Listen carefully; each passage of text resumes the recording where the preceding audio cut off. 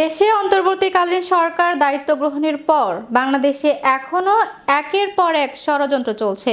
তাই ভারতীয় মিডিয়ার অপপ্রচার ও আগ্রাসনের প্রতিবাদে যশোর থেকে বেনাপোল সীমান্ত পর্যন্ত পদযাত্রা করেছেন বৈষম্যবিরোধী ছাত্র সমাজ।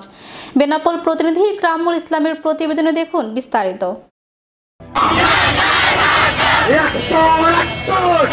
সম্প্রতি রাষ্ট্রদ্রোহী মামলায় ইসকন নেতা চিন্ময় দাস গ্রেপ্তারের পর দেশবিরোধী ষড়যন্ত্রকারীরা আরও বেপরোয়া হয়ে উঠেছে।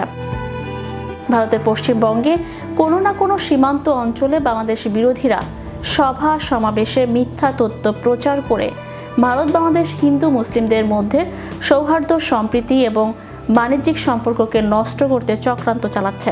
ভারত নাকি আমাদের সবথেকে বড় বন্ধু, আলাপ করে বলতে পারি ভারত হচ্ছে বাংলাদেশ সবথেকে বড় শত্রু। এই ভারত সবসময় বন্ধুত্বের কথা বলে, কিন্তু স্বৈরাচারের সাথে হাত মিশিয়ে তারা আমাদের সবসময় ক্ষতি করে। এ চক্রান্ত বন্ধের আহ্বান জানাতে সোমবার কয়েক শত ছাত্র পদযাত্রা নিয়ে যশোর থেকে বেনাপোল সীমান্তে এসে প্রতিক্রিয়া জানায় তারা, যেখানে শত শত শিক্ষার্থী অংশ নেয়। ভারতীয় যে আগ্রাসনের রুখে দিতে আমরা ইতিমধ্যে ভারতের যে অপপ্রচার সেটা রুখে দিতে বাংলাদেশ থেকে এক হয়েছে। ভারতে বসে বাংলাদেশ বিরোধী ষড়যন্ত্র করছেন শেখ হাসিনা।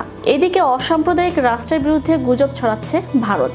আপনাদের বন্ধু হিসেবে আমরা ছিলাম, এখনো আছি। আমরা আপনাদের দানের উপর নির্ভরশীল নয়।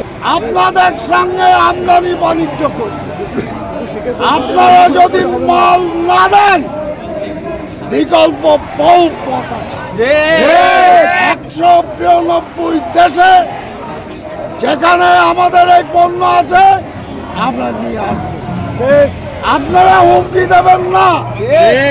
শুভেন্দু অধিকারী নয়, তৃণমূল কংগ্রেসের নেত্রী মমতা বন্দ্যোপাধ্যায় বলেছে বাংলাদেশে নাকি শান্তি বাহিনী বানাতে হবে। আমি এর তীব্র নিন্দাবাদ করি। বৈষম্য বিরোধী ছাত্র সমাজ ও শার্শা গণ অধিকার পরিষদের আয়োজনে এ পদযাত্রা অনুষ্ঠিত হয়। আমাদের বাংলাদেশ একটি অসাম্প্রদায়িক রাষ্ট্রের দেশ। সে দেশে হিন্দু মুসলিম বৌদ্ধ খ্রিস্টান আমরা সবাই একসাথেই এখানে সম্প্রীতির সহিত বসবাস করছি।